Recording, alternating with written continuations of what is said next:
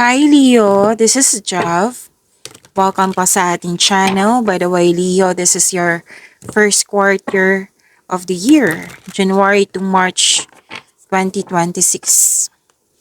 Gamitin ang reading na ito bilang gabay lamang. Tandaan, Leo, ito po ay general reading. Maraming salamat po sa inyong patuloy na suporta, sa mga nag-donate, sa mga hindi nag-skip ng ads, sa mga hindi pa nag-subscribe, subscribe na po kayo at click bell notification para updated po kayo sa bagong video natin.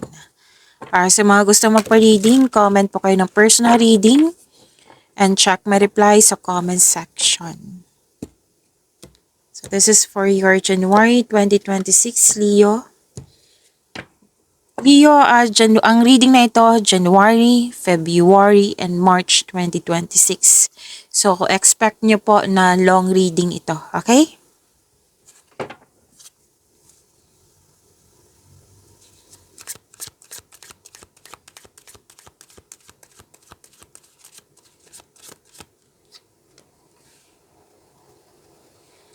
Your energy.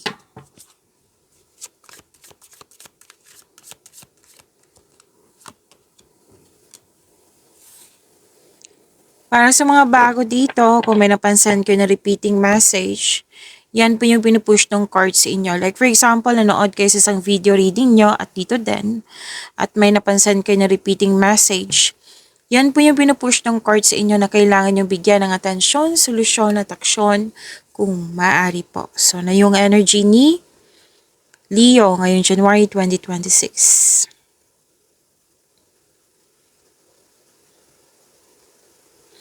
Ang ganda, long-term abundance and steady progress. Dalawang card po nagsabi dito. Abundance, success, at recognition. Mahigit pa to sa success, victory po ito. Itong dalawang card na ito. Mahusay ka sa buhay. Bata pa kayo, mahusay na kayo. Masipag sa buhay, sa mga ginagawa nyo. Masipag kayo. You are into sa pagsisikap sa araw-araw. Ayaw mo sa shortcut or tamad na yung mabilisang pagyaman or tamad kaya nag-shortcut yun. Ayaw mo sa ganyan. Gusto mo yung pagsisikap talaga sa araw-araw na kumbaga worth it yung outcome. Magbubunga ng pinakamatagal, may makabuluhang resulta. Yan. Gusto nyo, pinagsikapan nyo talaga. Mag-build kayo ng konkretong plano para maiwasan yung pagka-burnout. Kasi nakita ko dito marami kayong gawain. So, tandaan nyo yan. Konkretong plano, time management, para magtagumpay yung routine mo, yung mga ginagawa mo. Nakikita ko rin dito, I think this is relationship, na sabay-sabay kayo nagtayo ng trust and stability. Ayaw nyo ng away. Tapos huwag kayo magmadali ha, kasi parang nagmamadali kayo dito. You need to calm down and huwag masyadong i-pressure, lalo na yung relasyon. May sinasabi dito relasyon. Pwede din po ito sa career and money na kailangan ng mahabang pasensya. Huwag magmadali. Kasi itong nakikita ko dito, magbubunga ito ng masaganang resulta kung hayaan mo lang itong magbunga. Continue to take steady action on your goals na habang nagbigay ng mahabang pasensya. And be realistic about your expectation. Kung naghahanap po daw kayo ng trabaho, may perfect time.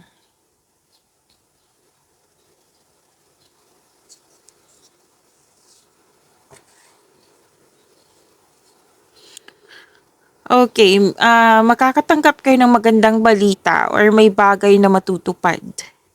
Yes, may parating na good news, especially after a period of struggle. Tapos, tagumpay. Deserve nyo po yung tagumpay, sabi ng yung card.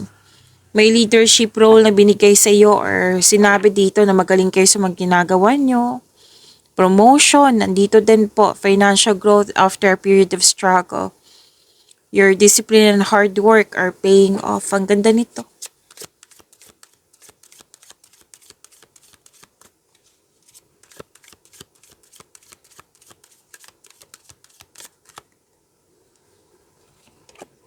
Career and money.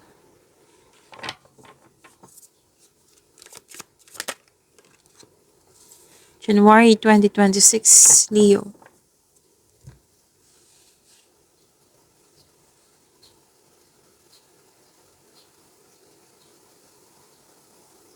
Wow, Okay. Unang nakita ko dito, malaking pera. Makaka-receive kayo ng malaking pera. Magkakaroon ng financial stability which is sinabi din ng dalawang card dito. Actually, apat na card na nagsabi dito financial stability. Ganda nito, Leo. And may change career, may planong mag-resign para subukan yung ibang career. At pwedeng bakasyon.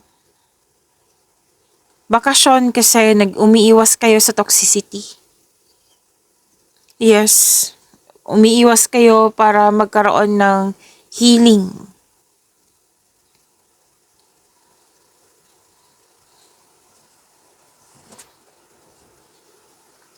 So, may parating na opportunity, pwedeng job opportunity, or new source of income. Kasi diba sinabi kanina na may change of career. At itong offer na ito, Leo, magbibigay ito ng, di ba, apat na card na nasabi dito, financial growth. Magbibigay yan sa'yo ng, yung ma-enhance yung kaperahan mo. So, wag niyong palampasin itong offer na ito. Yes, offer.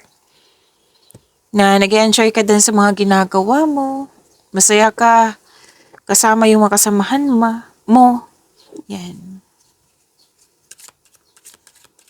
Umaapaw to na biyaya So, ang ganda. Claim niyo po. Excuse me?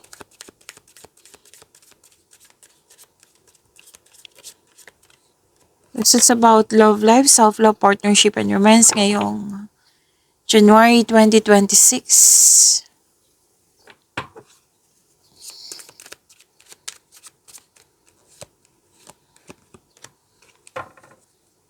Move ko lang po. Saglit lang po.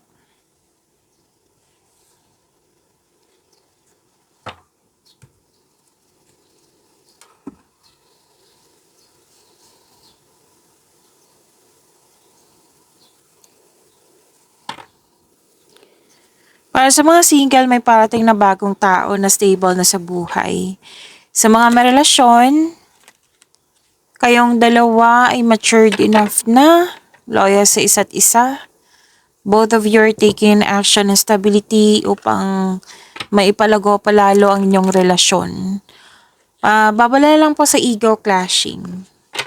Kasi may nakita akong gali dito na pwedeng kayong dalawa or isa sa inyo na kailangan masunod yung gusto, yung ideas, decision.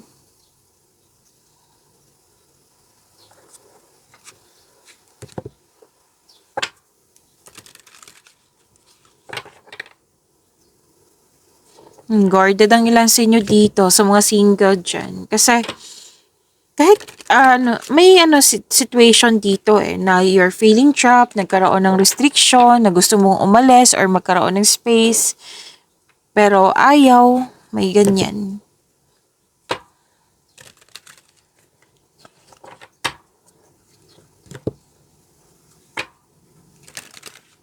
So, ang advice ng core nyo dito, kailangan ng makawala at makahinga, pahinga, space. Kailangan ng mahabang pasensya at tsaka. February 2026 para kay Leo.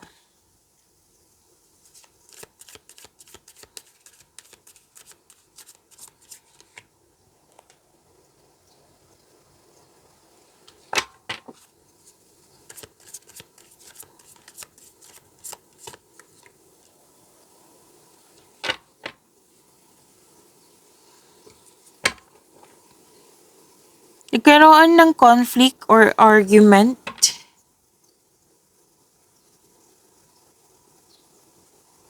Mag-ingat lang sa response. Kasi kung mag-respond ka, pwedeng sasabog. Yan. Magkaroon siya ng away kung mag-respond pa. Kailangan nang i-address mo yung hurt feelings mo. Kailangan magkaroon ng pag-uusap. Mag-usap ng mahinahon. Okay? May nakita kong ganyan eh. And kasi may nakita ko ditong hindi totoo. May panlolokong, may naninira, may... So, kailangan yung mag-usap ng mahinahon. Okay? Makinig din sa inyong intuition. Sabi ng iyong card.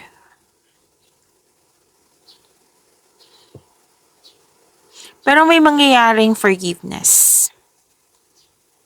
Yes, may aamin, may magsasorry, may mangyayaring forgiveness. So kung mag-usap kayo ha, dalawang card kasi nagsabi dito, kung sino man to, Leo, na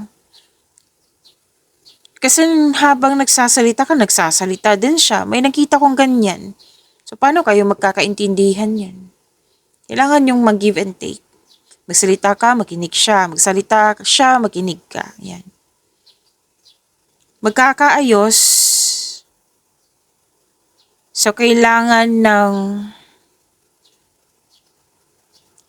kumbaga, surrender, accept, release, and forgive. Kailangan ng forgiveness eh. Yan yung sinasabi ng card mo. Pero then, may loss of connection kayo sa isang tao na malapit sa iyo. Ngayon, gusto niyang bumalik sa iyo para humingi ng tawad. Yan. So, sabi ng card, kung hihingi na to ng tawad, seek forgiveness. Forgiveness kasi ang hina-highlight dito eh.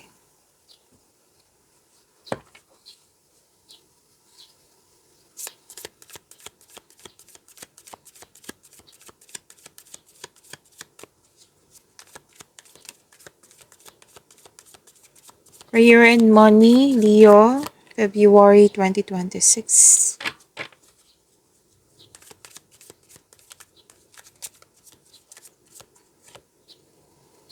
Ganda nito.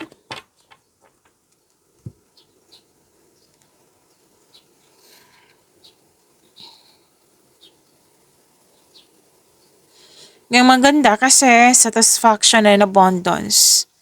Thankful ka sa mga biyayang natanggap. You have overflowing abundance, successful and satisfied sa buhay.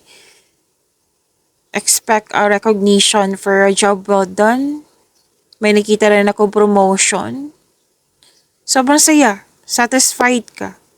May natapos ka ding mga gawain dyan. And i-continue po yung following intuition and honoring your ideas kasi it will lead you to increase prosperity and abundance po.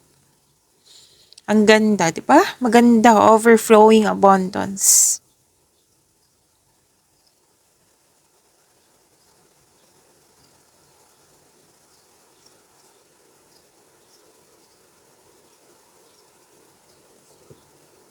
Stress ka dito eh, pagod. So, kailangan ng pahinga.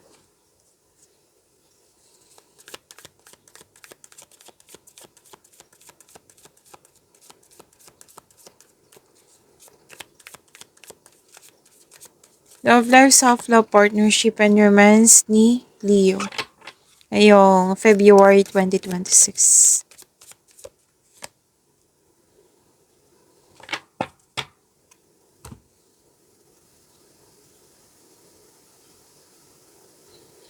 Lahat kayo, single ka man, may relasyon sa buhay mag-asawa. Kailangan nyong magkaroon ng sapat na oras para sa sarili, para sa partner, para sa pamilya. Kasi nakikita ko dito na buhos ang oras sa pag-aaral, sa travel ba, or sa trabaho. So, kailangan po ng oras, sapat na oras. Balansehin.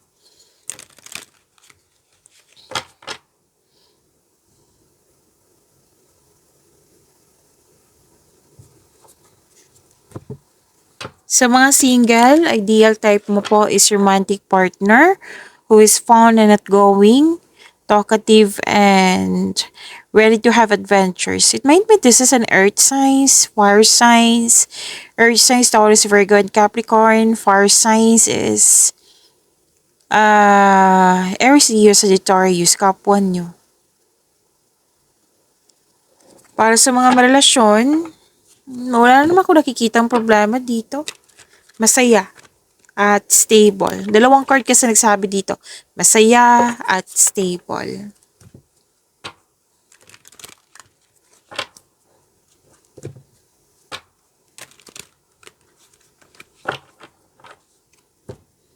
March 2026 para kay Leo.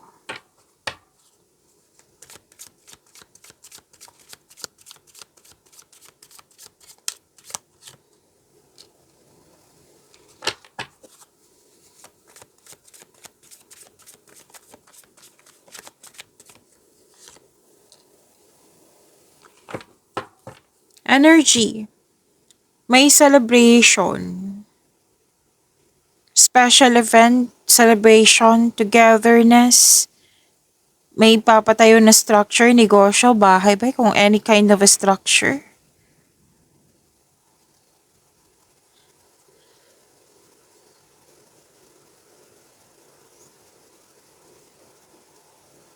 Marami kang naisip na bagong ideas para sa ikakabuti ng iyong relasyon, negosyo ba, career, money, personal life, love, and romance.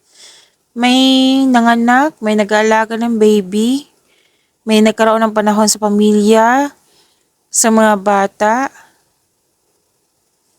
may nag-home decoration, nag-spend time sa bahay.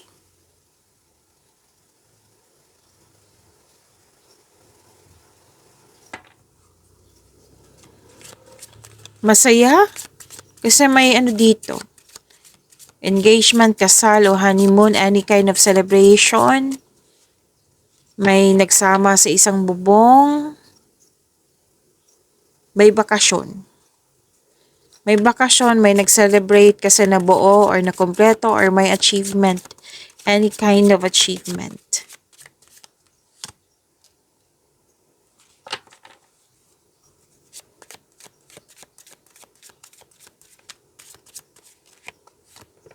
Career and money, ngayong March 2026, Leo.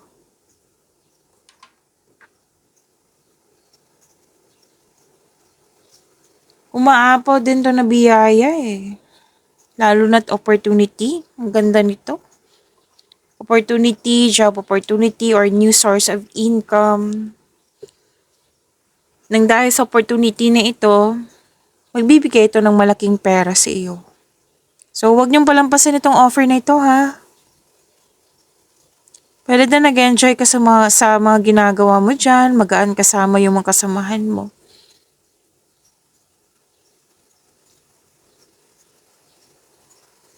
Iwas lang po sa overthinking kung pwede po.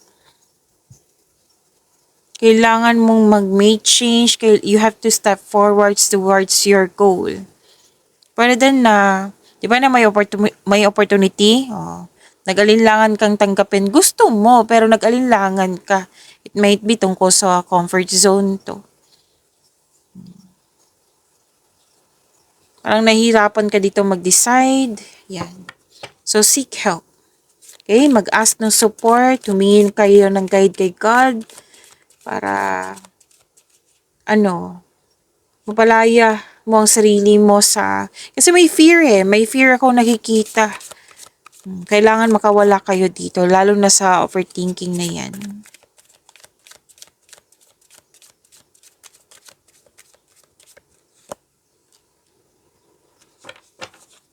Love life, self-love, partnership, and romance.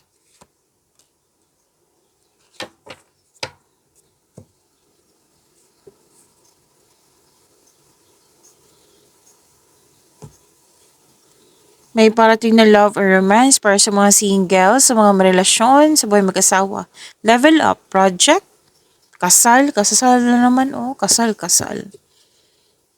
Basta pag level up nito, may ilang couple din dito na kontento na sa inyong pagmamahalan.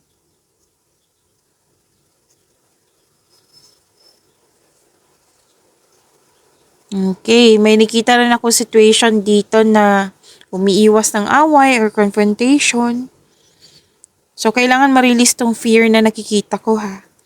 Okay? At balanse. Kailangan ng balanse. Like, balanse sa choices ng buhay. Malalim ang iniisip mo eh. Okay? Only you know what is best for you. So, magtiwala sa inyo sarili. Pagyamanin niyo po yung blessings sa binigay sa inyo, Leo. See you tomorrow. Maraming salamat po.